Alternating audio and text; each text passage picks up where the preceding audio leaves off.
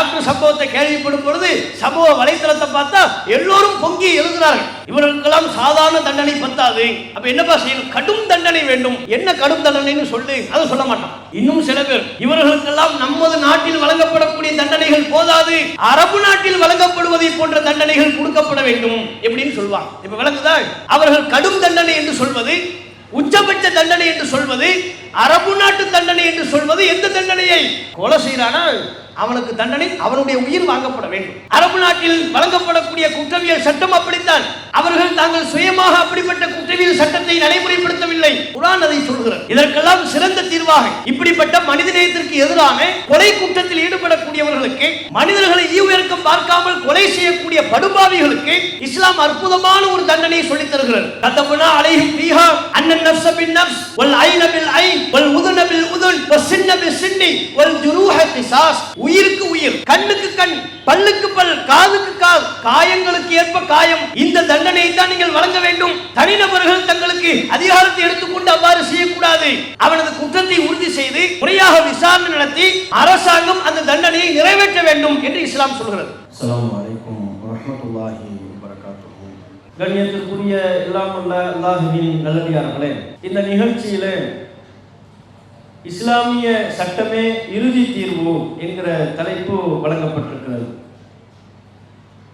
உலகத்தில் நாள்தோறும் பல்வேறு குற்றங்கள் அன்றாடம் நடைபெற்றுக் கொண்டிருக்கிறது. சமூக மக்கள் மத்தியில மிகப்பெரிய தாக்கத்தை உண்டு பண்ணக்கூடிய குற்ற செயல்கள் எதுவும் நடைபெற்றால் அதனால் மக்கள் பெரிதும் பாதிப்படைகிறார்கள். அந்த சம்பவங்களை கண்டோ கேட்டோ அதிர்ந்து போகிறார்கள். ஒரு வார காலத்திற்கு அதை பற்றியே மக்கள் பேசிக் கொண்டிருப்பார்கள். அது மாத்திரமல்லாமல் மக்கள் கூடக்கூடிய இடங்களிலெல்லாம் அந்த குற்றச்செயல் பற்றியே பேச்சிருக்கும். டீ கடையில் 4 பேர் நின்று டீ குடித்துக் கொண்டிருந்தால் கூட அதை பற்றி பேசுவார்கள். வீடுகளிலே ஆண்கள் அதை பற்றி பேசிக் கொண்டிருப்பார்கள்.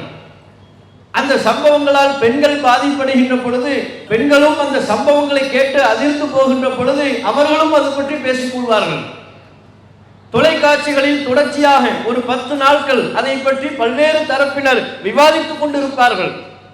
ஏன் இந்த சம்பவம் நடைபெற்றது, எப்படி நடைபெற்றது, என்ன மாதிரியான தாக்கங்களை எல்லாம் இந்த சம்பவம் உண்டாக்கியது என்றெல்லாம் சூடு பறக்க தொலைக்காட்சிகளிலே விவாதங்கள் நடைபெறும். இப்படியே ஒரு 10 நாட்கள் பரபரப்பாக அந்த குற்றச்சம்பவத்தை பற்றியே எல்லா மக்களும் பேசிக் கொண்டிருப்பார்கள். ஆனால் ஒரு 10 நாட்கள் ஆனதற்கு பிறகு கொஞ்சம் கொஞ்சமாக அந்த சம்பவங்களை மக்கள் மறக்க ஆரம்பித்திருப்பார்கள். அது பற்றிய பேச்சுக்கள் குறைந்து போயிருக்கும். மீண்டும் இன்னொரு பிரச்சனை வரும். அதையும் அதே போல தொலைக்காட்சிகளில் அது பற்றிய சூடு பறக்கக்கூடிய விவாதங்கள் வரும். ஒரு விஷயத்தை நாம் உன்னிப்பாக கவனித்து பார்ப்போமேயானால் இந்த உலகத்திலே நாம் அன்றாடம் என்னென்ன குற்றச்சம்பவங்களை எல்லாம் கேள்விப்படுகிறோமோ, தொலைக்காட்சிகளில் பார்க்கின்றோமோ, பத்திரிகைகளில் படிக்கின்றோமோ, இவைகள் எதுவும் இந்த உலகத்தில் முதல் தடவையாக நடைபெறக்கூடிய குற்றங்கள் கிடையாது. கற்பழிப்பு சம்பவமா இருக்கலாம், கொலை சம்பவங்களாக இருக்கலாம், திருட்டு சம்பவங்களாக இருக்கலாம். எதுவுமே இந்த உலகத்தில் முதலாவதாக நடைபெறக்கூடிய சம்பவங்களை நாம் கேள்விப்படுவது கிடையாது. பெரிய அளவில் தமிழகத்தையே உழுக்கக்கூடிய அளவிலான கொலை சம்பவங்களாக இருந்தாலும் அது போன்று ஏராளமான சம்பவங்கள் அதற்கு முன்பும் நடந்திருக்கிறது. இந்தியாவையே உழுக்கக்கூடிய வகையிலான பாலியல் கூட்டுறவு மற்றும் பாலியல் பலாத்கார சம்பவங்கள், அப்படிப்பட்ட நிகழ்வுகளும் அதற்கு முன்பும் ஒட்டுமொத்த இந்திய தேசத்தையும் உழுக்கக்கூடிய வகையில் பல சம்பவங்கள் நடைபெற்றிருக்கிறது. அப்ப தொடர்ச்சியாக ஒரே மாதிரியான குற்றங்கள் தான் திரும்ப திரும்ப நடைபெற்றுக் கொண்டிருக்கிறது என்றால் பிரச்சனை எங்கே? ஏன் மக்கள் திருந்துவதில்லை?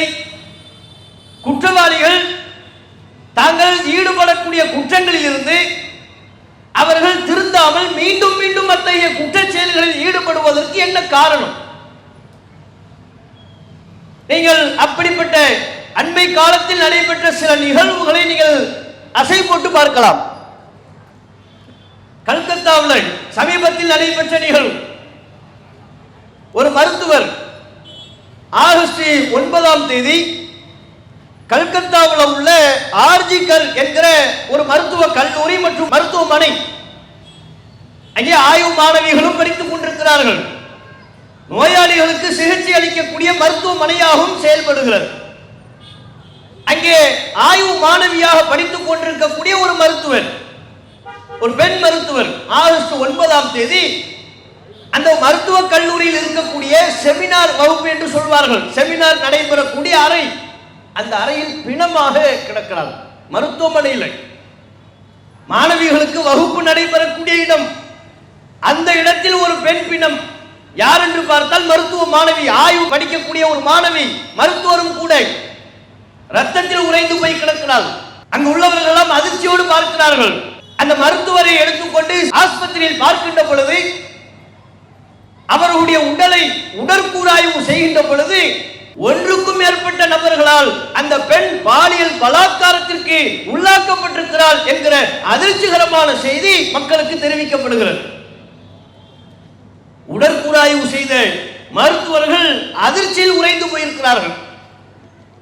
அந்த பெண்ணின் மேல் உடலில் இருக்கக்கூடிய அடையாளங்களை பார்க்கின்ற பொழுது, ஒருவரோ இருவரோ 3 நபர்களோ ஏன் 4 நபர்களால் பாலியல் பலாத்காரத்திற்கு ஆளானால் கூட இந்த அளவிற்கு தடயங்கள் இருக்காது. 4க்கும் மேற்பட்ட நபர்களால் இந்த பெண் பாலியல் பலாத்காரத்திற்கு ஆளாக்கப்பட்டிருக்கிறாள் என்ற ஒரு அதிர்ச்சிகரமான செய்தியை சொல்கிறார்கள். அதுவும் இந்த சம்பவங்கள் எல்லாம் எங்கே நடைபெறுகிறது?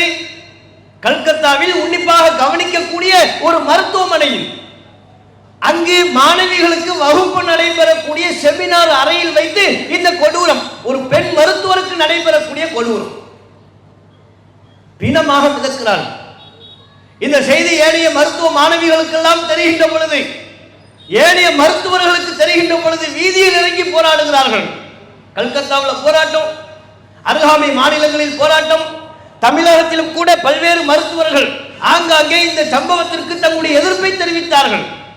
நாடு முழுக்க ஒரு பெரிய அதிர்வலையை உண்டாக்கிய ஒரு நிகழ்வு. அவள் பாலியல் பலாத்காரத்திற்கு ஆளாக்கப்பட்டது மட்டுமல்லாமல் கழுத்து, கால்கள், தலை அனைத்தும் 90 டிகிரியில் எல்லாமே முறிக்கப்பட்டிருக்கிறது. கற்பழிக்கப்பட்டிருக்கிறாள். அதை தாண்டி காலை 90 டிகிரிக்கு வளைச்சி உடைச்சிருக்கிறாங்க. தலையையும் 90 டிகிரிக்கு வளைத்து அடித்து நொறுக்கி இருக்கிறார்கள். ஒரு மிகப்பெரிய படுகொலை சம்பவம் அங்கே நடைபெற்றிருக்கிறது. இந்த சம்பவங்கள் எல்லாம் கொஞ்சம் கொஞ்சமாக தெரிய வருகின்ற பொழுது மக்கள் கொதித்தெழுந்து வீதியில் இறங்கி போராடுகிறார்கள். நாடே இந்த சம்பவத்தால் பரபரப்பானது. ஒரு பெண் டாக்டருக்கு இந்த நாட்டில் பாதுகாப்பு இல்லையா? மருத்துவர்கள் எப்பேற்பட்ட சேவை செய்யக்கூடியவர்கள். கொரோனா காலகட்டத்தில் கூட ஒட்டுமொத்த அனைத்து நபர்களும் தன்னுடைய இல்லத்தில், வீடுகளில் முடங்கி போயிருந்த சூழ்நிலையில் வெளியில் வந்து மக்களின் உயிர் காக்கக்கூடிய சேவையில் தங்களை ஈடுபடுத்திக் கொண்டவர்கள் தான் மருத்துவர்கள். இவள் ஒரு மருத்துவ மாணவியாக இருந்த போதிலும், MBBS படித்த மருத்துவர், மேற்கொண்டு ஆய்வு படிக்கக்கூடிய ஒரு மாணவி, அந்த நிலையிலையும் MBBS என்கிற அடிப்படையில் தொடர்ச்சியாக அவள் கொல்லப்படுவதற்கு முன்பு 30 மணி நேரம் தொடர்ச்சியாக சிகிச்சை செய்திருக்கிறாள். மக்களுக்கு சேவையாற்றிருக்கிறாள். 30 மணி நேரம் தூங்குறதுக்கு சரியான நேரம் இல்லாமல் 30 மணி நேரம் தொடர்ச்சியான சேவை.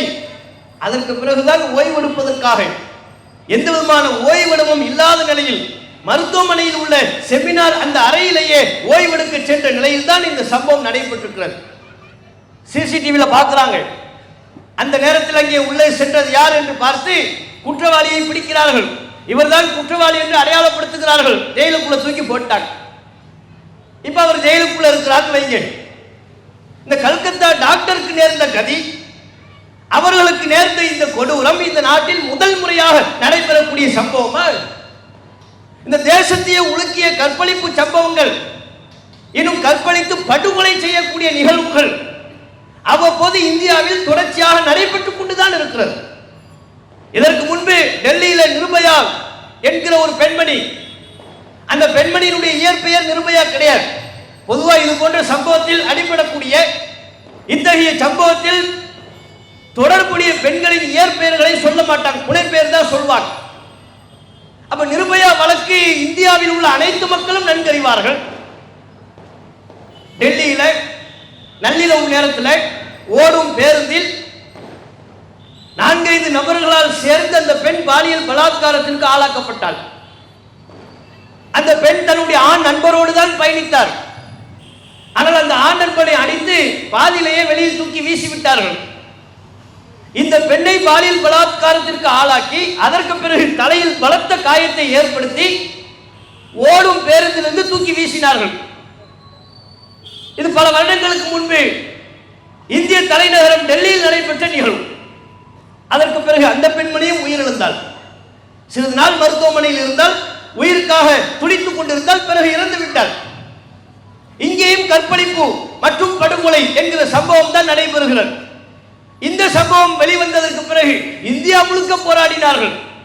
நிர்பயாவிற்கு நீதி வேண்டும் என்று போராடினார்கள். நிர்பயா சட்டம் என்கிற பெயரில் புதிய புதிய சட்டங்களை எல்லாம் சொன்னார்கள்.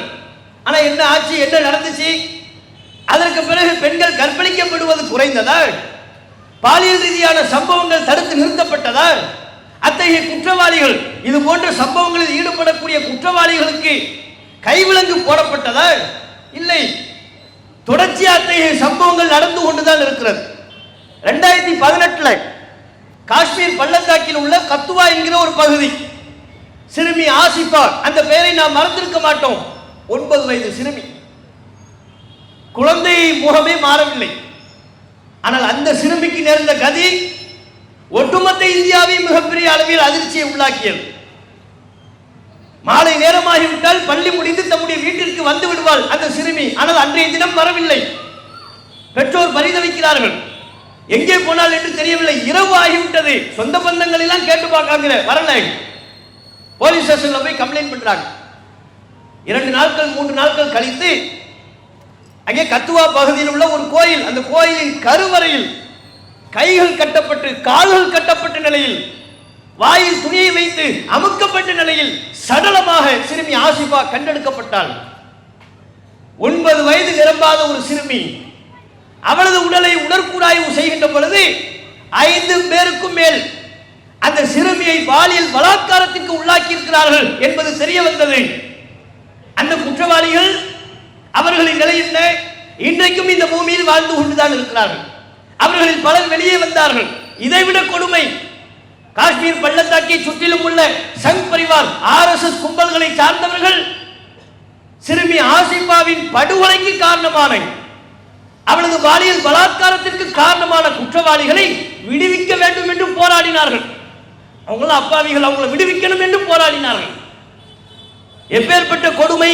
2020 ஊபியில உள்ள ஹத்ராஸ் என்கிற பகுதியில் ஒரு தலித்து சிறுமி 4 பேர் சேர்ந்து கூட்டு பாலியல் பலாத்காரத்திற்கு ஆளாக்கினார்கள். சிறுமி ஆசிஃபாவிற்கு எப்படிப்பட்ட நிலை ஏற்பட்டதோ அதே நிலைமை ஹத்ராஸில் உள்ள தலித் சிறுமிக்கு ஏற்பட்டது. 2019 உன்னாவ் என்கிற பகுதியில் அங்கும் ஒரு சிறுமிக்கு இப்படிப்பட்ட கொடுமை ஏற்பட்டது. நம்ம தமிழகத்திலே பல சம்பவங்களை கேள்விப்படுறோமே, பல்வேறு நிகழ்வுகளை கேள்விப்பட்டோமா இல்லையா? அயனாவரம் சிறுமி சம்பவத்தை அவ்வளவு சீக்கிரத்தில் நாம் மறந்திருக்க மாட்டோம். டெல்லி நிர்பயா வழக்கு எப்படி ஒட்டுமொத்த இந்திய தேசத்தின் கவனத்தை பெற்றதோ அதற்கு சற்றும் குறைவில்லாத வகையில் ஒட்டுமொத்த இந்திய தேசத்தின் கவனத்தை பெற்ற ஒரு வழக்கு அயனாவரம் சிறுமி வழக்கு. அல்லாஹ்வின் அருளால் அந்த சிறுமி இன்றைக்கும் உயிரோடு இருக்கிறாள். ஆனால் அவளுக்கு ஏற்பட்ட கதி, அவளுக்கு ஏற்பட்ட நிலைமை யாருக்கும் ஏற்படக்கூடாது. சம்பவம் நடைபெறுகின்ற பொழுது 9 வயது பூர்த்தியாகாத ஒரு சிறுமி,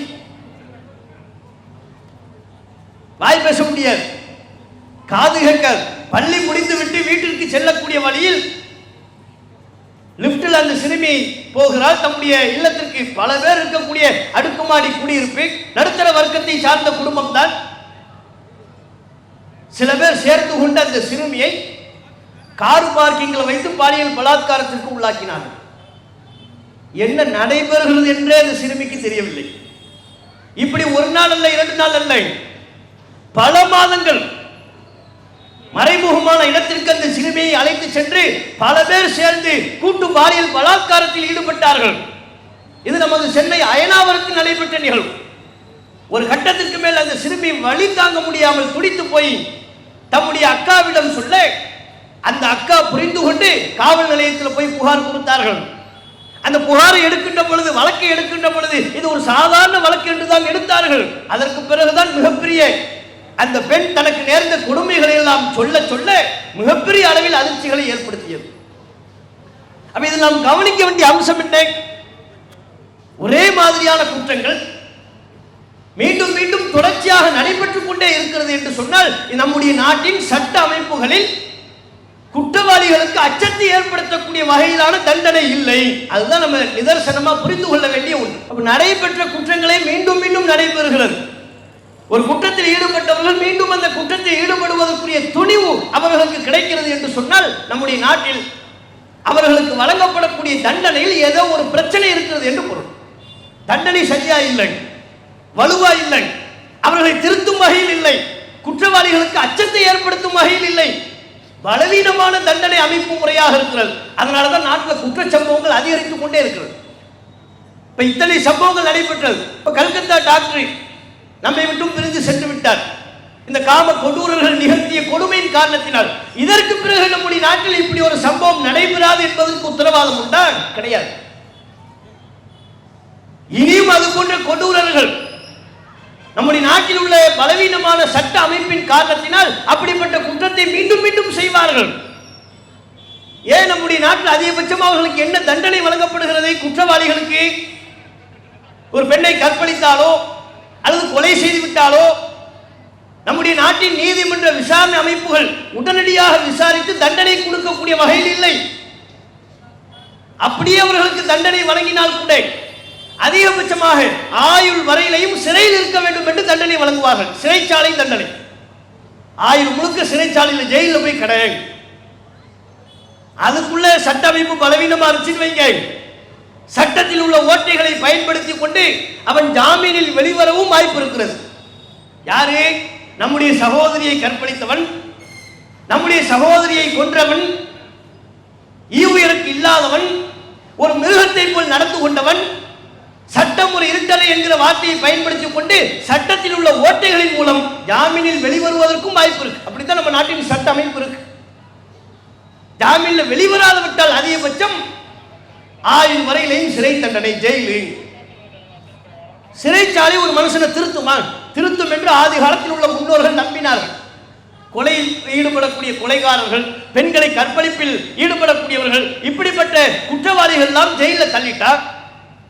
அவனை தனிமையில் இருக்க விட்டால், யாருடனும் தொடர்பில்லாமல் ஒரு 4 சுவற்றுக்கு மத்தியில் அவன் அடைக்கப்பட்டு விட்டால் அவன் தன்னை பற்றி சிந்திப்பான், தன்னுடைய தவறை பற்றி யோசிப்பான், அவன் திருந்துவதற்கு ஒரு வாய்ப்பு என்று நம்முடைய முன்னோர்கள் நினைத்தார்கள்.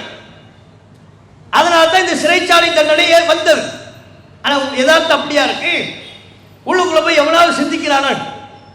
4 சோத்துல உட்கார்ந்து நம்ம ஏன் தப்பு பண்ணோம்னு யோசிச்சு பார்க்கிறானா? அங்கே ஏனைய கிரிமினல்களுடைய தொடர்பு கிடைக்குது. ஏனைய கொலை குற்றவாளிகள், இவனை மிஞ்சிய குற்றத்தில் ஈடுபட்டவர்கள், தப்பித்தவர்கள், அவர்களுடைய தொடர்பு கிடைத்து வெளிவரும்போது உள்ளுக்குள்ள 3ஆம் தர கிரிமினலா உள்ள போயிருப்பான். வெளிவரும்போது முதல் தர கிரிமினலா வெளியே வருவான். அப்படியான கிரிமினல்களை அதிகரிக்கக்கூடிய வகையிலான அமைப்பு முறைகளாகத்தான் சிறைச்சாலை முறை இருக்கிறது. சிறைச்சாலையில் தண்டனை அவ்வளவு கடுமையான இல்லை. யாரும் ஜெயிலுக்கு பயந்து கொண்டு, சிறைச்சாலைக்கு பயந்து கொண்டு தவறு செய்வதை நிறுத்திக் கொள்ளவில்லை. யார் நிறுத்தினார்? சிறைச்சாலை சிஸ்டம் தான் நீண்ட காலமா இருக்குல்ல. தப்பு செய்யறவங்க யாராவது ஜெயிலுக்கு போறதை பயந்துகிட்டு தப்பு பண்ணாம இருக்கிறானா? கொலை பண்ணாம இருக்கிறானா? திருடாம இருக்கிறானா? பெண்களை பாலியல் ரீதியாக பலாத்காரத்திற்கு ஆளாக்காமல் இருக்கிறானா? இல்லையே. அப்படின்னா சிறைச்சாலை அவனுக்கு அச்சத்தை ஏற்படுத்தவில்லை. அதில் அவன் சொகுசை காண்கிறான். அதில் அவனுக்கு ஒரு பெரிய அளவில் சிரமம் இல்லை. அதான் யதார்த்தம். அதனால தாங்க நம்ம ஊர்ல உள்ள சிறைச்சாலை முறைகளுக்கு பேரை என்ன பேர் வச்சிருக்கிறாங்க? மாமியார் வீடுன்னு பேர் வச்சிருக்கிறாங்க. சிறைச்சாலைக்கு பேரை என்ன? மாமியார் வீடு, மணி அடிச்சா சோறு. வெளியே கூட சோத்துக்கு அவன் லாட்டரி அடிக்கணும், சோத்துக்கு அவன் பிச்சை எடுக்க வேண்டும்.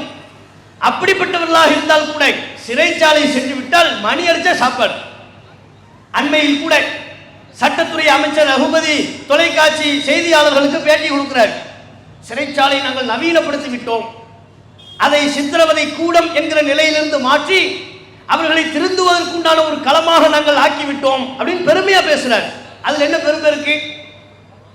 சிறைச்சாலையில ஒருவன் திருந்துவதற்குண்டான வாய்ப்பு கிடைக்கவில்லை என்று சொன்னால் அதில் என்ன பெருமை இருக்கிறது? சிறைச்சாலையில் உள்ள கைதிகள் சிரமப்படுவதில்லை, கஷ்டப்படுவதில்லை, வேளா வேலைக்கு சாப்பாடு கிடைச்சிடும், நல்ல சாப்பாடு. மெனுவே இருக்குங்க, வெளியே இருக்குங்க.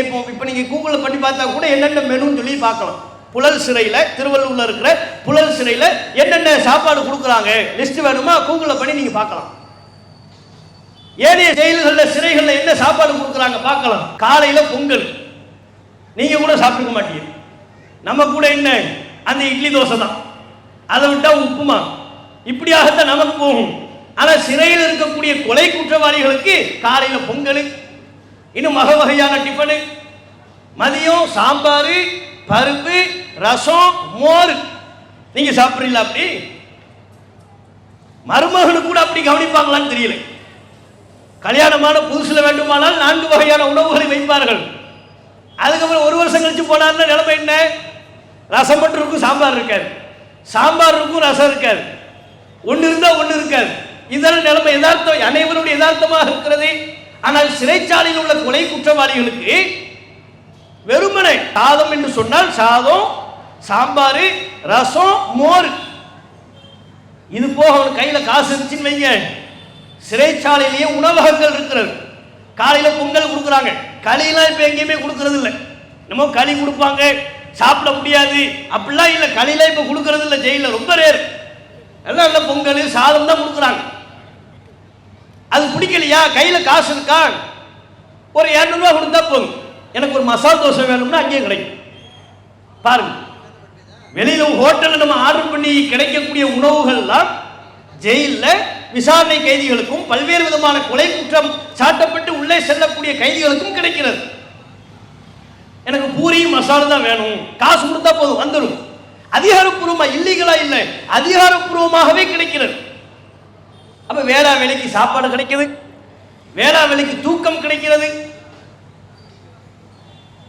அவர்களுக்கு மனம் பாதிப்படைய கூடாது என்பதற்காக சொல்லி சில சிறைச்சாலைகளில் சிறப்பு ஏற்பாடு.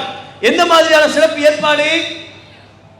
மாசத்துக்கு ஒருக்க ஒரு சினிமா, அல்லது 2 வாரத்துக்கு ஒருக்க ஒரு சினிமா. யாருக்கு? கொலை பண்ணிட்டு உள்ள போறவன். கொலை பண்ணிட்டு உள்ள போறவனுக்கு எதுக்கு சினிமா? அவன் ஏன் சினிமா பார்க்கணும்? அவனுக்கு ஏன் சினிமாவை காட்டணும்? கேட்டால் சொல்கிறார்கள், இல்ல அவன் உள்ளுக்குள்ளேயே இருந்தா மனம் பாதிப்படைஞ்சிடும், அவன் அவ்வப்போது கேளிக்கையில் ஈடுபட வேண்டும். யாரு? நம்ம சகோதரியை கொலை பண்ணிட்டு உள்ள போறவன். அப்பாவி மக்களை கொன்று குவிந்து விட்டு உள்ளே சென்றவன், அவன் மனம் பாதிக்கப்படக்கூடாதாம். அதற்காக வாரத்துக்கு ஒரு சினிமா அல்லது மாசத்துக்கு ஒரு சினிமா. அவனுக்கு புரோட்டீன் கிடைக்க வேண்டும் என்பதற்காக வாரத்தில் ஒரு சிக்கன் லெக் பீஸ் கொடுக்கணுமா? அது இப்ப கம்பல்சரி ஆக்கி இருக்கிறாங்க, கொடுத்து கொண்டும் இருக்கிறார்கள் பல சிறைச்சாலைகளில்.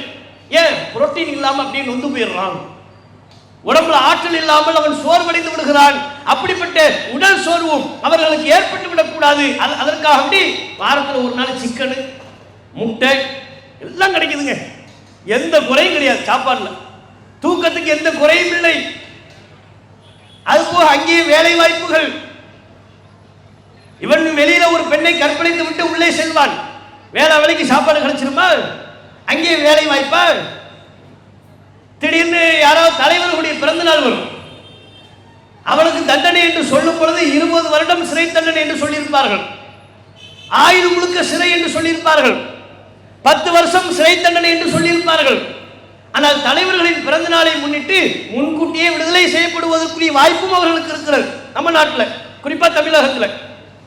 அப்படி வெளியே வரும்போது அவனுக்கு என்னவெல்லாம் கொடுக்குறாங்க? சிறைச்சாலையிலிருந்து எப்பா நீ இத்தனை வருஷமா வேலை பார்த்துருக்குற, 5 வருஷமா வேலை பார்த்துருக்குறேன், இந்த அப்படி நீ வேலை பார்த்ததுக்குரிய சம்பளம் 40,000 ரூபாய் பணம். அது போக வெளியே போய் நீ ஏதாவது ஒரு தொழில் செஞ்சு பிழைக்கணுமா இல்லையா? இந்த தையல் மிஷின், அவனுக்கு ஒரு தையல் மிஷின் வேற. யாருக்கு எதை செய்யணுங்கிற ஒரு விவஸ்தை இல்லையா? அவன் வெளியே பல பேருடைய பெண்களினுடைய ஆடையை கிழித்தவன், அவனுக்கு எதுக்கு தையல் மிஷின்? அவனுக்கு எதுக்கு 40,000 ரூபாய் பணம்? அப்ப இப்படிப்பட்ட சொகுசான வாழ்க்கையை சிறைச்சாலைகள் கொடுக்கக்கூடிய ஒரு நிலை இருக்கிற காரணத்தினால்தான் தவறு செய்யக்கூடிய யாரும் சிறைச்சாலைக்கு சென்று வந்ததற்கு பிறகு திருந்தக்கூடியவர்களாக இல்லை, மீண்டும் மீண்டும் ஒரே குற்றத்தில் ஈடுபடக்கூடியவர்களாக மாறிவிடுகிறார்கள். திருட்டில் ஈடுபட்டால் அதுதான். எத்தனை முறை பேப்பர்களை படிக்கிறோம், 20 முறை திருடியவர், 42வது முறை திருடியவர், 50வது முறை திருடியவர், திருடும் போது அகப்பட்டுக் கொண்டார். பத்திரிகையில பார்க்கிறோமா இல்லையா? அப்ப 50 முறை திருடிய ஒருவன் அகப்படுகிறான் என்று சொன்னால் அதுக்கு முன்பு 49 முறை ஜெயிலுக்கு போயிட்டு வந்தவன் தானே. ஜெயிலுக்கு போயிட்டு வந்து என்ன பாடத்தை பெற்றான்? எங்கே திருந்தினான்? சிறை தண்டனை அவனுக்கு போதுமானதாக இல்லை. இதான் யதார்த்தம். அப்படி என்றால் அவனுக்கு அதை விட கூடுதலான தண்டனை தேவைப்படுகிறது. யாரெல்லாம் கொலை குற்றத்தில் ஈடுபடுகிறார்களோ, யாரெல்லாம் பெண்களை பாலியல் ரீதியாக பலாத்காரத்திற்கு உள்ளாக்குகிறார்களோ அவர்களுக்கெல்லாம் கடும் தண்டனை தேவைப்படுகிறது. அப்படிப்பட்ட சம்பவங்களை கேள்விப்படுகின்ற பொழுது மக்களும் அது போன்றே சொல்வார்கள். நீங்களே பார்க்கலாம். கல்கத்தா டாக்டர் சம்பவத்தை கேள்விப்படும் பொழுது சமூக வலைத்தளத்தை பார்த்தா எல்லோரும் பொங்கி எழுதுகிறார்கள். இவர்களுக்கெல்லாம் சாதாரண தண்டனை பத்தாது, அப்ப என்னப்பா செய்யணும்? கடும் தண்டனை வேண்டும். என்ன கடும் தண்டனைன்னு சொல்லு, அதை சொல்ல மாட்டான். இவர்களுக்கெல்லாம் சாதாரண தண்டனை போதாது, உச்சபட்ச தண்டனை வேண்டும். சொல்ல தெரியாது, உச்சபட்ச தண்டனை அவ்வளவுதான் சொல்ல தெரியும். இன்னும் சில பேர் இவர்களுக்கெல்லாம் நமது நாட்டில் வழங்கப்படக்கூடிய தண்டனைகள் போதாது, அரபு நாட்டில் வழங்கப்படுவதை போன்ற தண்டனைகள் கொடுக்கப்பட வேண்டும் எப்படின்னு சொல்வாங்க. இப்ப விளங்குதா? அவர்கள் கடும் தண்டனை என்று சொல்வது, உச்சபட்ச தண்டனை என்று சொல்வது, அரபு நாட்டு தண்டனை என்று சொல்வது எந்த தண்டனையை? கொலை செய்யறானா அவனுக்கு தண்டனை, அவனுடைய உயிர் வாங்கப்பட வேண்டும். அரபு நாட்டில் வழங்கப்படக்கூடிய குற்றவியல் சட்டம் அப்படித்தான். அவர்கள் தாங்கள் சுயமாக அப்படிப்பட்ட குற்றவியல் சட்டத்தை நடைமுறைப்படுத்தவில்லை. குர்ஆன் அதை சொல்கிறது.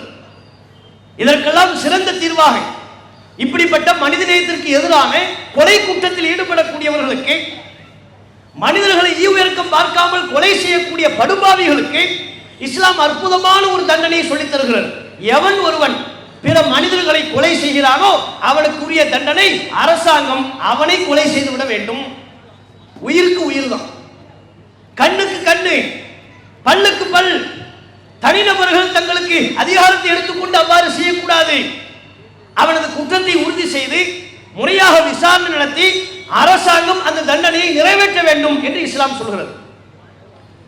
கதபுனா அலைஹிம் ஃபீஹா அன்னன் நஃப்ஸ பின் நஃப்ஸ் வல் ஐன பில் ஐன் வல் உதுன பில் உதுன் வஸ்ஸின்ன பிஸ் சின்னி வல் ஜுரூஹ கிஸாஸ். உயிருக்கு உயிர், கண்ணுக்கு கண், பல்லுக்கு பல், காதுக்கு காது, காயங்களுக்கு ஏற்ப காயம். இந்த தண்டனையை தான் நீங்கள் வழங்க வேண்டும். இறைவனாகிய நான் இப்படிப்பட்ட குற்றவியல் சட்டத்தை உங்களுக்கு வழங்கி இருக்கிறேன். அல்லாஹ் மேலும் குறிப்பிடுகிறான், வலக்கும் ஃபில் கிஸாஸி ஹயாத்துன் யா உலில் அல்பாப். அறிவுடைய மக்களே, சிந்தித்து பார்த்தால் இந்த தண்டனையில் உங்களுக்கு வாழ்க்கை இருக்கிறது என்று அல்லாஹ் சொல்கிறான். இஸ்லாம் சொல்லக்கூடிய இந்த குற்றவியல் சட்டம் தான் நமது நாட்டில் குற்றங்கள் குறைவதற்குரிய அழகிய தீர்வு, இறுதி தீர்வு. இதை தவிர்த்து ஒரு சிறந்த சட்டம் கிடையாது. நீங்க பாதிக்கப்பட்ட மக்கள்கிட்ட கேளுங்க, இதைத்தான் சொல்வார்கள். குர்ஆன் எதை சொல்கிறதோ, எல்லா காலத்தையும் அறிந்த இறைவன், மனிதர்களை படைத்த, மனிதர்களின் உணர்வுகளை புரிந்து கொண்ட இறைவன் எதனை சட்டமாக சொல்கிறானோ இதைத்தான் மனிதர்களும் பாதிக்கப்படுறவன் போய் கேட்டா சொல்லுவாங்க. ஒரு 10 வருஷத்துக்கு முன்னால வினோதினி என்கிற ஒரு பெண், அவங்க ஊர் காரைக்கால், சென்னையில் வேலை பார்த்துக்கிட்டு இருந்தாங்க. அவங்கள ஒருத்தர் விடாம காதலுங்கிற பேர்ல துரத்திக்கிட்டு இருந்தான். அந்தம்மா சொல்லிடுச்சு, உன் மேல எனக்கு விருப்பம் இல்லைன்னு. இவன் விடலை. ஒரு பண்டிகை காலம், விடுமுறையில் தம்முடைய ஊருக்கு காரைக்காலுக்கு போறாங்க. விடுமுறையெல்லாம் பெற்றோர்களோட சந்தோஷமா கொண்டாடி முடித்து விட்டு அவனுடைய தகப்பனார் அந்த பெண்ணை பஸ் ஏற்றி விடுவதற்காக காரைக்காலுக்கு வர்றாங்க. சென்னையில் பஸ் ஏற்றி விடுவதற்காக தந்தை வர்றார், தன்னுடைய மகளை அழைத்து கொண்டு வருகிறார். அந்த நேரம் பார்த்து அந்த பெண்ணை துரத்தி கொண்டிருந்த அந்த கயவன்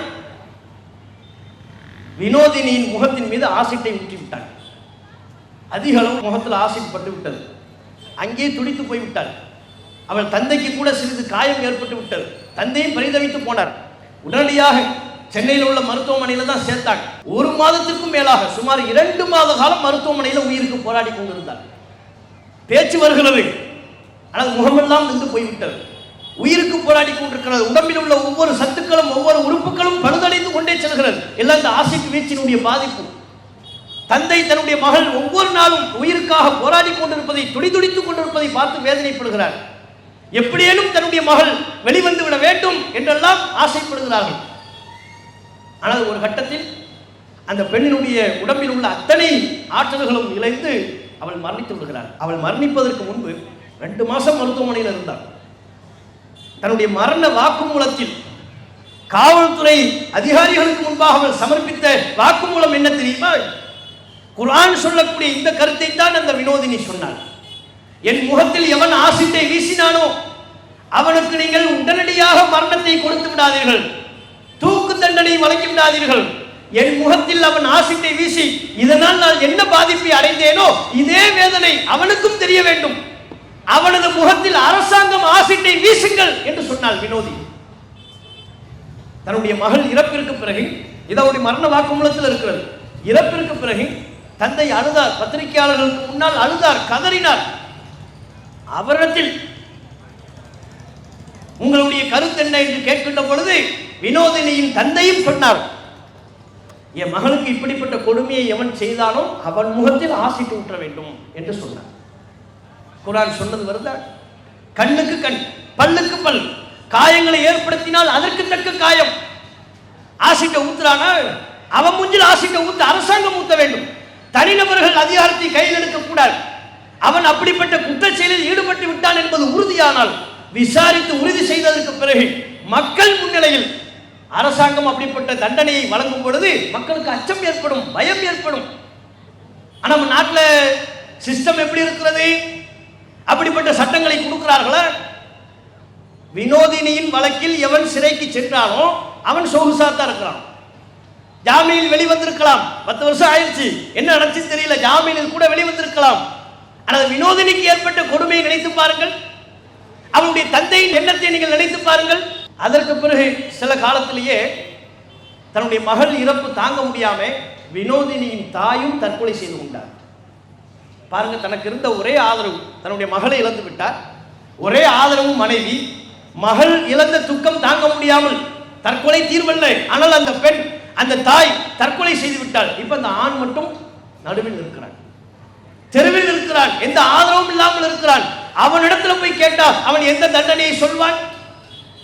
அந்த தந்தை எந்த தண்டனையை சொன்னானோ அதைத்தான் இஸ்லாம் சொல்கிறது. இறக்க பார்க்கிறாங்க. நம்ம நாட்டில் குற்றவாளிகளை அழைத்து செல்லும் போது கூட அவங்களுக்கு சுயமரியாதையை பாதுகாக்கணுமா? அவனே கள்ள போய் திருட்டு பைய, அவனுக்கு எதுக்கு சுயமரியாதை? அவனுக்கு என்ன கண்ணியம்? எப்படி அழைத்து செல்வார்கள் தெரியுமா? முகத்தில் ஒரு சாக்கு பையை போட்டு மூடி, அவன் முகத்தை யாரும் பாத்திரக்கூடாது. வெளியே தெரிஞ்சுட்டா அவனுக்கு இழுக்கான், வெளியே தெரிந்து விட்டால் அவனுக்கு கண்ணிய குறைவான். அதனால்தான் பல பேரை பாருங்கள், ஏதேனும் குற்றத்தில் மாட்டிவிட்டு சிறைக்கு சென்றால் கர்ச்சீப்பை வைத்து முகத்தை மறைத்துக் கொள்வார்கள். அல்லது அரசாங்கமே சில நேரங்களில் அவர்களின் அடையாளங்களை பாதுகாக்க வேண்டும் என்று நினைக்கின்ற பொழுது முகத்தை மூடி அழைத்து செல்வார்கள். இது சரியா? இது தேவை? இப்படிப்பட்ட தடுப்பு முறைகள் இருக்குமே ஆனால் குற்றவாளிகள் குற்றத்திலிருந்து விடுபடுவார்களா? நம்ம நாட்டில் இப்படிப்பட்ட பலவீனமான அமைப்பு முறை இருக்கிற காரணத்தினால்தான் குற்றங்கள் பெருகிக் கொண்டே இருக்கிறது. அப்போ கண்ணுக்கு கண், பல்லுக்கு பல். ஒரு உயிரை கொலை செய்தால் அதற்கு தக்க தண்டனை, அவனது உயிர் பறிக்கப்பட வேண்டும். அரசாங்கம் இந்த தண்டனையை நிறைவேற்ற வேண்டும். இப்படி இஸ்லாம் சொல்லக்கூடிய குற்றவியல் சட்டம் நடைமுறைப்படுத்தப்படுமையானால் யாராவது அடுத்த நபர்களை கொலை செய்ய துணிவானால் அவன் உயிர் போயிடும் நினைப்பான். தன்னுடைய உயிர் போய்விடும் என்று நினைத்தால் அந்த அச்சம், அந்த கலக்கம் குற்றத்தில் ஈடுபட விடாமல் அவனை தடுக்கும். அதைத்தான் குர்ஆன் சொல்கிறது, இந்த தண்டனையை நீங்கள் நிறைவேற்றுங்கள், உங்களுக்கு வாழ்க்கை இருக்கிறது, இதுல தான் உங்களுக்கு பாதுகாப்பு இருக்கு, இதில் தான் உங்களுக்கான வாழ்க்கை இருக்கிறது. திருடுறானா இஸ்லாம் சொல்கிறது கையை வெட்டு. எவன் திருடுகிறானோ, மதிப்புமிக்க ஒரு பொருளை திருடி விட்டால் அவன் கையை வெட்டு. ஒரு கையை வெட்டணும். கை இல்லாமல் தெரிகின்ற பொழுது அவன் திருந்துவதற்கு ஒரு வாய்ப்பு இருக்கிறது. அடுத்து நம்ம கை வைத்து விட்டால் என்னுடைய இன்னொரு கையும் போய்விடும் நினைப்பானா இல்லையா? பயம் வருமா இல்லையா? கை இழந்து அவனை பார்க்கின்ற பொழுது அவன் குற்றவாளி என்று அறிந்து அவன் திருடிய காரணத்தினால் தான் கை வெட்டப்பட்ட நிலையில் இருக்கிறான் என்பதை மக்கள் பார்க்கின்ற பொழுது ஏனைய மக்களுக்கு அச்சம் வரும். ஆகா, இவன் பாட்டி திருடியதால் இவன் கையை இழந்து நிற்கிறான், நாம் திருடினால் நமக்கும் இந்த நிலைதான். மக்களுக்கு ஒரு அச்சம் ஏற்படும். அந்த அச்சம் ஏனைய மக்களுக்கு ஒரு பாதுகாப்பை, ஒரு வாழ்வை தரும். ஆனா நம்ம நாட்டில் திருடர்களுக்கு என்ன நிலைமை? அவன் அசால்ட்டா போறான், திருடுறதா ஒரு பிரச்சனையே இல்லை அவனுக்கு. ஒரு பொருளை திருடுவான், ஜெயிலுக்கு போவான், உள்ளுக்குள்ள இருப்பான், கொஞ்சம் மாசம் ஜெயிலில் இருப்பான். அப்படியே சுதந்திர ஜெயில் பறவை போல சுற்றி கொண்டிருப்பான்.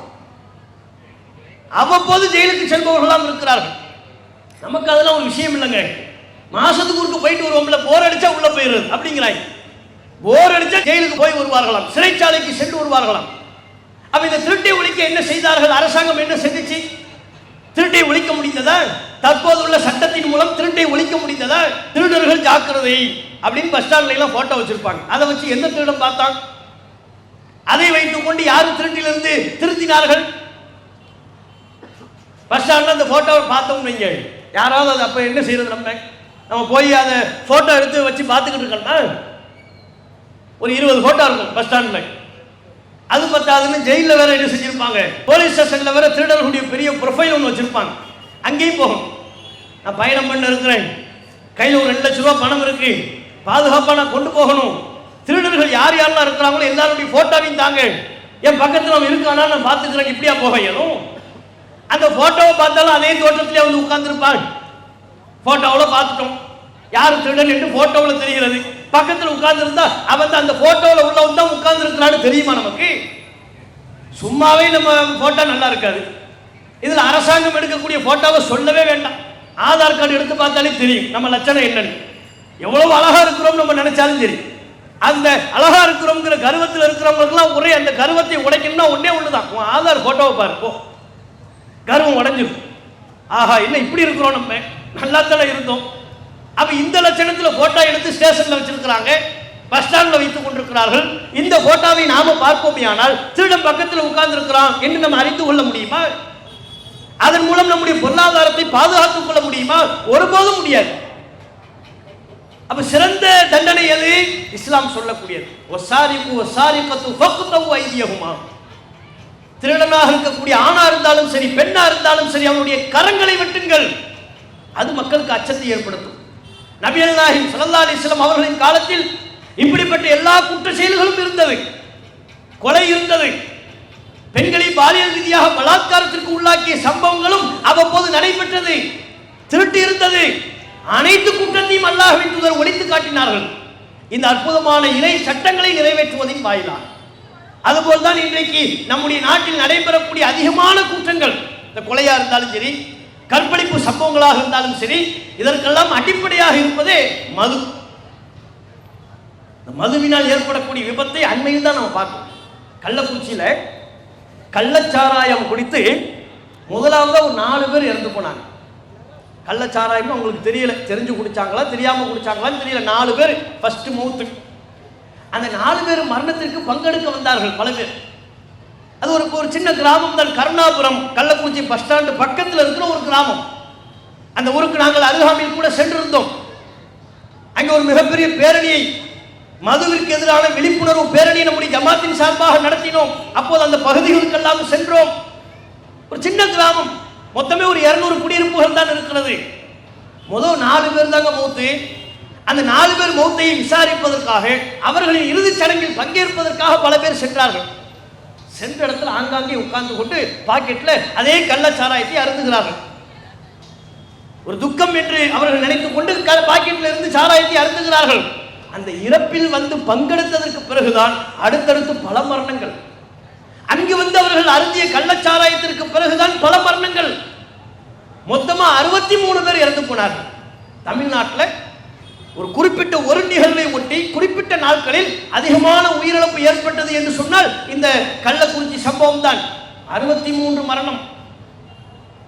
ஒட்டுமொத்தமாக பல உயிர்கள் மருத்துவமனையில் போராடி கொண்டிருந்தது. மொத்தமா யாருமே பிழைக்க முடியாது. இன்றைக்கு அந்த கிராமத்தில் பல பேர் அனாதைகளாக இருக்கிறார், ஆதரவற்றவர்களாக இருக்கிறார். முடிந்தால் அந்த கிராமத்திற்கு போய் சென்று வாருங்கள், பச்சிளம் குழந்தைகளை நீங்கள் பார்க்க முடியும். இந்த மது கள்ளச்சாராயத்தினுடைய நிகழ்வினால் தம்முடைய தாயையும் தந்தையும் இழந்து அனாதைகளாக சிறுவர்கள் சிறார்கள் அந்த கிராமத்தில் சுற்றி கொண்டிருக்கிறார்கள். சில பேர் தம்முடைய தந்தையை இழந்திருக்கிறார்கள், இன்னும் சில பேர் தம்முடைய தாயை இழந்திருக்கிறார்கள். பெண்களும் இதில் உள்ளடங்கு. ஒரு வயசான அம்மா, 60 வயசு, கண்ணு தெரியாது, அந்த அம்மா கதறி அழுகுது. தொலைக்காட்சியில் நீங்க பார்க்கலாம். அவர்கள் கதறி அழக்கூடிய வீடியோ சமூக வலைத்தளத்தில் இருக்கிறது. என்ன சொல்லி அழுகிறாங்க தெரியுமா? எனக்கு கண்ணு தெரியாது, நடமாட முடியாது. எனக்கு இருந்தது ஒரே ஒரு பையன். அவனுக்கு கல்யாணம் ஆகலை, வயசு 23 26 அந்த வயசு தான், கல்யாணம் ஆகலை. அவன் தான் என்னை பார்த்து கொண்டிருந்தான், பராமரித்துக் கொண்டிருந்தான். நான் வீட்டை விட்டு வெளியே செல்வதாக இருந்தால் கூட என் மகன் தான் என்னை வெளியே அழைத்து செல்வான். ஆனால் இந்த சம்பவத்தில் இப்போது என்னுடைய மகனை இழந்து நான் அனாதையாகிவிட்டேன். இனி என்னை வீட்டிலிருந்து யார் வெளியே இழுத்து செல்வார்கள்?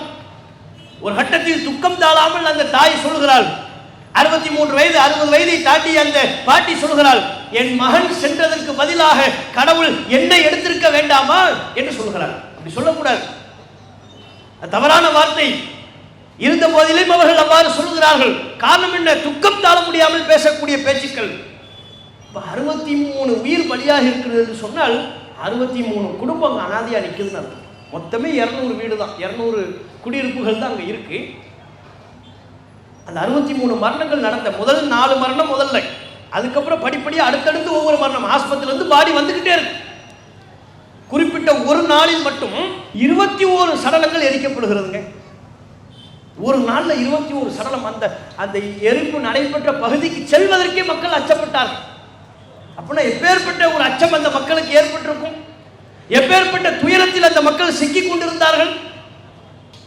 சொல்லுகிறார்கள், இறப்பின் போது இறுதி சடங்கை நிறைவேற்றுவதற்கு கூட ஆள் இல்லை. இறுதி சடங்கு செய்யறதுக்கு ஆள் வரணும்ல. நம்ம ஊர்லயே ஒரு மௌத்துனா ஜனாசாவை குளிப்பாட்டுறதுக்கு நாம போவோம், குழி தோண்ட செய்திகள் சொல்வதற்கு நாம போவோம். ஏன்னா அந்த வீட்டில் முடங்கி போயிருப்பார்கள், துன்பத்தில் கவலையில் இருப்பார்கள், அவர்களால் எந்த ஒரு காரியத்திலையும் ஈடுபட இயலாது. அப்ப அக்கம் பக்கத்தினவர்கள், நண்பர்கள், சொந்த பந்தங்கள் தான் போய் இறுதி சடங்கிற்குரிய ஏற்பாட்டை எல்லாம் செய்வார்கள். ஒரு குரூப்பு போவாங்க, பள்ளிவாசல் போய் மையவாடி கஃபனுக்கு சொல்லுவாங்க, குழி தோன்றதுக்கு ஒரு குரூப்பு சொல்லும், சந்தூக் பெட்டி வரத்துக்கு ஒருத்தவங்க சொல்லுவாங்க, குளிப்பாட்டுறதுல ஒரு பணியில் ஒரு சில குறிப்பிட்ட மக்கள் ஈடுபடுவார்கள். பல விஷயங்கள் இருக்குல்ல. சொந்த பந்தங்களுக்கு, வெளியூர்காரங்களுக்கு தகவல் சொல்வார்கள். ஆனால் இந்த கிராமத்தில், கருணாபுரம் என்கிற இந்த கிராமத்தில் 63 உயிர் பலிகள் ஏற்பட்ட அந்த நேரத்தில் இறுதிச் சடங்கை நிறைவேற்றுவதற்கு ஆள் இல்லையே. எல்லார் வீட்டிலையும் மரணம், பல பேருடைய வீட்டில், அந்த கிராமத்தில் உள்ள அத்தனை பேருடைய வீட்டிலையும் சாவு, சடலம் இருக்கிறது. தூக்கி சுமப்பதற்கு ஆள் இல்லை என்று வருத்தப்பட்டார்கள். தூக்கி சுமப்பதற்கு ஆள் இல்லை. ஒரு சடலத்தை கொண்டு சென்று எரியூட்டப்பட்டதற்கு பிறகு மீண்டும் வந்து இன்னொரு சடலத்தை கொண்டு செல்லக்கூடிய அவலம். இவ்வளவு பெரிய துன்பம், இவ்வளவு பெரிய நெருக்கடி எதனால் ஏற்பட்டது கேட்டால் கள்ளச்சாராயம். அது என்ன கள்ளச்சாராயம்? அரசாங்கமே விட்டால் நல்ல சாராயம்.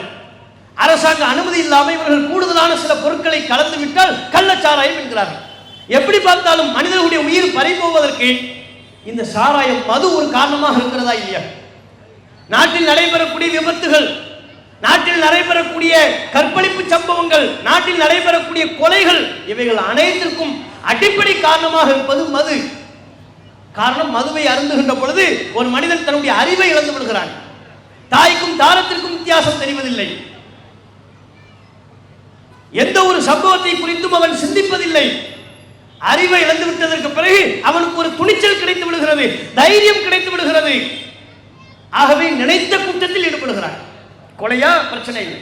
கல்கத்தா டாக்டர் சம்பவத்தில் கூட அந்த பெண்ணினுடைய உடல் கூடாய்வுக்கு பிறகு மருத்துவர்கள் சொன்னது, இந்த பெண்ணை குறைஞ்சது 10 பேர் ரேப் பண்ணியிருக்கணும்னா 10 பேர், அவர்கள் 10 பேருமே மது அருந்திருக்கிறார்கள் என்று டாக்டர் தம்முடைய அறிக்கையில் அவர் குறிப்பிட்டார். அவருடைய அறிக்கையில் இடம்பெற்ற நிகழ்வு செய்தி, அத்தனை பேரும் மது அருந்திருக்கிறார்கள், அந்த பெண்ணின் உடம்பில் ஆங்காங்கே மது தெளிக்கப்பட்டிருக்கிறது என்று சொன்னார்கள். அப்படின்னா பாருங்க, ஒரு பெண்ணை கற்பழிப்பதற்கு கூட மது காரணமாக இருக்கிறது. நாமே கண் போட்டு பார்க்கிறோமே, மதுவை அருந்தியவன் அறிவு சிந்தனையோடு இருக்கிறானா? மது அருந்துவதற்கு முன்பு வரையிலே மாப்பிள்ளை போல் இருப்பான். வெள்ளை வேட்டி என்ன, வெள்ளை சட்டை என்ன, நீட்டா இருப்பான். சாயங்காலம் 6 மணி ஆயிடுச்சுன்னா கடைக்கு போவான். தன்னுடைய சக்திக்கு ஏற்ப காசு வாங்கி பாட்டில் வாங்கி குடிச்சு உள்ளுக்குள்ள இறக்கிட்டான்னு வைங்க, அவ்வளவுதான். கீழே உள்ள வேட்டி தலைக்கு போயிடும், தலையில முண்டாசு மாதிரி கட்டிடுவார், சட்டை இருக்காது, வீட்டுக்கு வந்து சேர மாட்டார். எல்லாமே உனக்கு உள்டாவா தெரியும். மனுஷன்லாம் மிருகமா தெரியும், மிருகம்லாம் உனக்கு மனுஷனா தெரியும். நாய் பக்கத்துல போய் படுத்துக்குவான். ஏன்? நாயை தன் குடும்பத்தில் உள்ள ஒருவனாவே நினைத்துக் கொள்வான். நம்ம சொந்தக்காரங்க இங்கதான் இருக்கிறாங்க, இதுதான் நம்ம இடம், அங்கேயே படுத்துருவான். நாய்க்கு பக்கத்துல படுத்துருவான், சாக்கடையில படுத்து புரள்வான், துர்நாற்றம் வீசிக்கொண்டிருக்கும், எதையும் பொருட்படுத்த மாட்டான். அப்ப அறிவை இழந்து விடுகிறானா இல்லையா?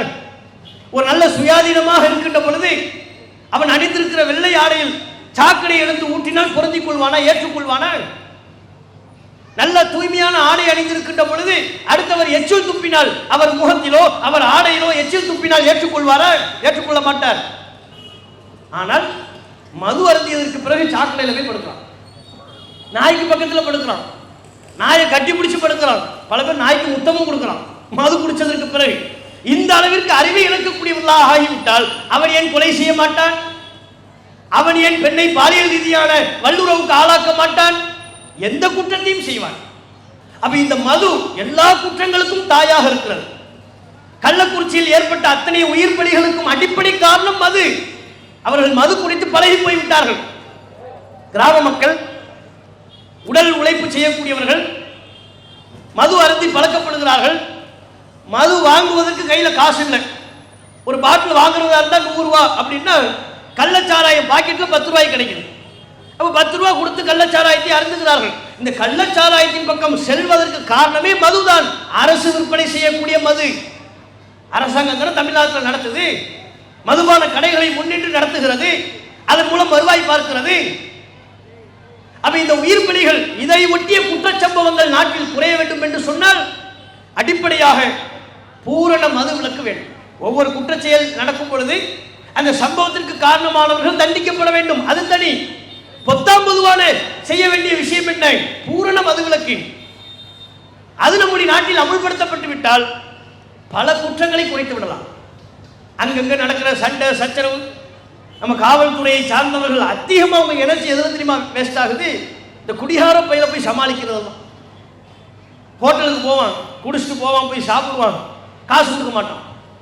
அவன் அப்போ விட்டு ஹோட்டல்னு நினைப்பான். நம்ம ஹோட்டல் நம்ம ஏன் காசு கொடுக்கணும்னு நினைப்பான். ஏன்னா உள்ளதை ஏற்றிட்டான்ல, உள்ளுக்குள்ளதான் போயிடுச்சு, மருந்து உள்ள போயிடுச்சு. மருந்து உள்ள போனதுக்கு அப்புறம் நம்ம ஹோட்டல் நம்ம வீட்டில் தானே சாப்பிட்டோம், நம்ம ஏன் காசு கொடுக்கணும்னு நினைப்பான். ஹோட்டல்காரனோடு சண்டை, போலீஸ் வந்து சமாதானப்படுத்தணும். பஸ்ல ஏறுவான், பஸ்ஸில் ஏறி கண்டக்டரோடு சண்டை போடுவான், பயணிகளோடு பிரச்சனை பண்ணுவான், காவல்துறை வந்து சமாளிக்கணும். அப்ப பல்வேறு பிரச்சனைகள், சிறிய அளவிலான பிரச்சனைகளாக இருந்தாலும் சரி, பாரதூரமான குற்றங்களாக இருந்தாலும் சரி, மதுவின் காரணத்தினால் ஏற்படுகிறது என்னும் பொழுது பூரண மதுவிலக்கை கொண்டு வந்து விட்டால் இந்த அத்தனை குற்றங்களையும் குறைத்து விடலாமே. பிரச்சனை இல்லையே, அரசாங்கத்துக்கு செலவு இல்லையே, செய்யலாமா இல்லையா? நீங்க பாத்தீங்கன்னா கடந்து நடைபெற்று முடிந்த தேர்தல் நேரத்தில் தமிழ்நாட்டில் வாக்குப்பதிவு நடைபெற்ற நாட்களில் மதுபானம் விற்பனை செய்வதற்கு அரசே தடை விதித்தது. எந்த நாள்ல வாக்குப்பதிவு நடக்குதோ, ஓட்டு போட போறோம்ல, அன்னைக்கு மது விற்பனை செய்யக்கூடாது, தடை என்று சொல்லிவிட்டார்கள். எண்ணும் போது தேர்தல் முடிந்து எண்ணக்கூடிய நாட்கள்லையும் ஒரு 2 நாள் 3 நாளைக்கு மது விற்பனை கூடாது, டாஸ்மாக் எல்லாம் இழுத்து மூடுங்க, தடை விதித்து விட்டார்கள். இப்ப நாம என்ன கேட்கிறோம்? தேர்தல் நடைபெறக்கூடிய நாளில், வாக்கு செலுத்தக்கூடிய நாளில் நீங்க மதுபான கடைகளை இழுத்து மூடியதற்கு என்ன காரணம்? என்ன காரணம்? ஓட்டு போட வருவான், குடிச்சிட்டு வந்தாலும் அவன் நிதானத்தில் இருக்க மாட்டான். இவிஎம் மிஷின்ல 1 அமுக்கிறதுக்கு பதிலாக 10 தடவை அமுக்கிட்டு இருப்பான். குடிகார பையன் உள்ள போன என்ன ஆகும்? ஓட்டு போறது மட்டும் இல்லை, சில நேரம் கையோட இவிஎம் மிஷினை கொண்டு வந்தாலும் கொண்டு வருவான். அவனால பல பிரச்சனை ஏற்படும். அதனால என்ன, ஓட்டு போடுற அன்னைக்கு மதுபான கடைகள் இருக்கக்கூடாது, இழுத்து மூடுங்க. அரசாங்கம் நடைமுறைப்படுத்தியது, கற்பனையில் உள்ளதை சொல்லல, நடைமுறைப்படுத்தியது. அதுபோல் ஓட்டு எண்ணக்கூடிய நாட்களிலேயும் மதுபானங்கள் விற்பனை செய்யக்கூடாது என்று இழுத்து மூடினார்கள். ஏன்? எண்ணும் போது பல காவல்துறை அதிகாரிகள் அங்க இருப்பாங்க, குறைந்த காவலர்கள் தான் இருக்கிறாங்க. எல்லாருமே அங்க எண்ணக்கூடிய பணியில பிரச்சனை வரக்கூடாது பார்த்துக்கிட்டு இருப்பாங்க. இப்ப மதுபான கடையை திறந்து விட்டோம்னா அங்க இவன் தான் பிரச்சனை பண்ணுவான்ல. அப்ப காவலர்கள் இங்கே இருப்பதா அவன் பண்ணக்கூடிய பிரச்சனை நேரத்தில் ஒரே நேரத்தில் 2 பிரச்சனையும் பார்க்க இயலாது. பிரச்சனை வரும் என்று தானே வாக்கை எண்ணக்கூடிய நாட்களில் மதுபான கடைகளை இழுத்து மூடினார்கள். அப்போ ஒருவன் வாக்கு செலுத்த போவதாக இருந்தால், இந்த நாட்டை இந்த தேசத்தை யார் ஆள வேண்டும் என்பதை தேர்வு செய்வதாக இருந்தால் அவன் சுதந்திர ஒரு சிந்தனை ஓட்டத்தில் தேர்வு செய்ய வேண்டும் என்கிற நோக்கத்தில் மதுபான கடைகளை இழுத்து மூடிய அரசு நாட்டில் நடக்கூடிய குற்றங்களை பார்த்து பெண்கள்லாம் தங்களுடைய கணவன்மார்களை, தங்களுடைய பிள்ளைகளை, தங்களுடைய வாரிசுகளை, தன்னுடைய சகோதரனை இழந்து கண்ணீர் வடிக்கக்கூடிய துக்கத்தை பார்த்து ஒட்டுமொத்தமாக தமிழகத்தில் ஏன் பூரண மதுவிலக்கை கொண்டு வர முடியாது? அரசாங்கம் நினைத்தால் சாத்தியம். கடந்த காலங்களில் தமிழகத்தில் பூரண மதுவிலக்கு இருந்தது. அதற்கு பிறகு வந்த ஆட்சியாளர்கள் தான் அதனை திறந்து விட்டார்கள், லாபம் பார்க்க வேண்டும் என்கிற நோக்கத்தில். இப்போதும் நினைத்தால், அரசாங்கம் உரிய விதத்தில் சிந்தித்தால், வேறு வகையில் பொருளாதாரத்தை ஈட்டிக் கொள்வதற்குரிய பல்வேறு வாய்ப்புகள் அரசாங்கத்துக்கு இருக்கு. அந்த வழிமுறைகளை யோசித்து அதனை நடைமுறைப்படுத்தக்கூடிய விதமாக பூரண மதுவிலக்கு சாத்தியம் இல்லையெல்லாம் இல்லைங்க. அரசாங்கம் நினைச்சா சாத்தியம், எதையெல்லாமோ சாத்தியப்படுத்துறாங்க. நம்ம மோடிஜி ஒரு நைட்ல வர்றாரு, ஆகே ஓஹேன்னு 500,000 செல்லாதுங்கிறார். ஒரு நைட்டு தான். அவர் வீடியோவில் வந்தாலே பல பேருக்கு பக்கு பக்குன்னு இருக்கும். இன்னைக்கு என்ன சொல்ல போறாருன்னு தெரியல. இப்போ தான் கொஞ்சம் குறைஞ்சிருக்கு. இப்போ மெஜாரிட்டி இல்லை, நிறைய ஆகே ஓகே போட முடியாது. முன்னால் எவ்வளோ அட்டுழியம் பண்ணி எல்லாம் ஒரு நைட்டில் தானேங்க. திடீர்னு வீடியோவில் வருவார், 500,000 செல்லாதுன்னு போயிடுவார். சொல்ல முடியுதுல்ல அப்படி? விவசாயிகளுக்கு எதிராக ஒரு நேரத்தில் சட்டத்தை கொண்டு வர முடிகிறது. சிஏ என்கிற சட்டத்தை ஒற்றை நேரத்தில் சொல்லி ஒட்டுமொத்த முஸ்லிம்களின் குடியுரிமையை பறிக்க முனைகிறது. அந்த முயற்சி எல்லாம் முடிகிறது. இதே மத்திய பாஜக அரசாங்கம் நினைத்தால், மோடி அவர்கள் நினைத்தால் ஒற்றை அறிவிப்பு, இந்த வாரம் விட்டுருங்க, அடுத்த வாரம் மங்கி பாத்தில் வாங்க, ஞாயிற்றுக்கிழமை விதவிதமா கோட்டு போட்டே வாங்க, பிரச்சனை இல்லை, நாங்கள் எல்லாரும் உங்க மங்கி பாத்தை பார்க்கிறோம். வந்து நீங்க என்ன சொல்லணும்?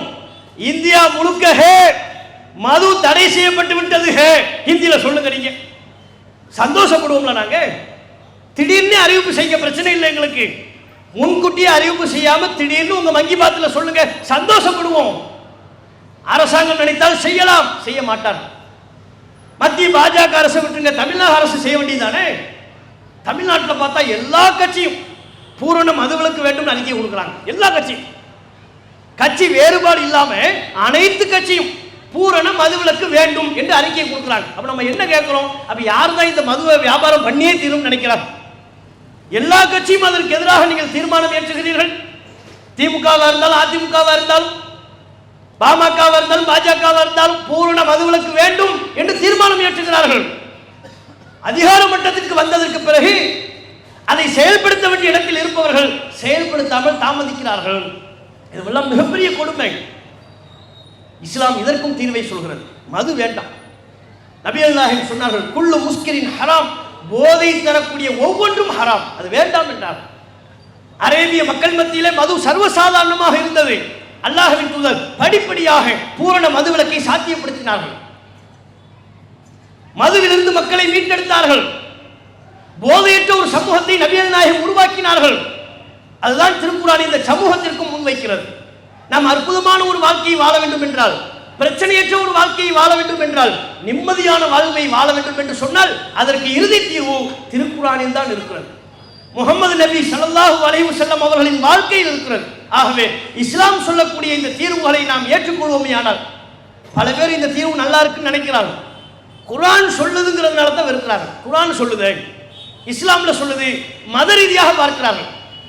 மத ரீதியான பார்வையை நீங்கள் ஓரமாக ஒதுக்கி வைத்து விட்டு ஒரு மனிதர் சொன்ன முற்போக்கான கருத்து என்று நீங்கள் பார்ப்பீர்களே, ஆனால் நியாய உணர்வுள்ள அத்தனை பேரும் நபிகள் சொன்ன தீர்வுகளை, திருக்குர்ஆன் முன்வைக்கக்கூடிய தீர்வுகளை மனித குலத்திற்கு ஆகச்சிறந்த தீர்வாக ஏற்றுக்கொள்வார்கள். அத்தகைய சிந்தனை மக்கள் அனைவருக்கும் ஏற்பட வேண்டும் என்று சொல்லி, திருக்குர்ஆனை வாசியுங்கள், அதில் முழு மனித சமூகத்திற்கும் நல்வழிகாட்டுதல் இருக்கிறது என்கிற கோரிக்கையை முன்வைத்தவனாக என்னுடைய உரையை நிறைவு செய்து கொள்கிறேன். அஸ்ஸலாமு அலைக்கும் வரஹ்மத்துல்லாஹி வபரகாத்துஹு. இஸ்லாம் மற்றும் சமுதாய செய்திகளை அறிந்து கொள்ள தமிழ்நாடு தௌஹீத் ஜமாஅத் யூடியூப் பக்கத்தை உடனடியாக சப்ஸ்கிரைப் செய்து கொள்ளுங்கள். மேலும் பெல் பட்டனையும் கிளிக் செய்து கொள்ளுங்கள்.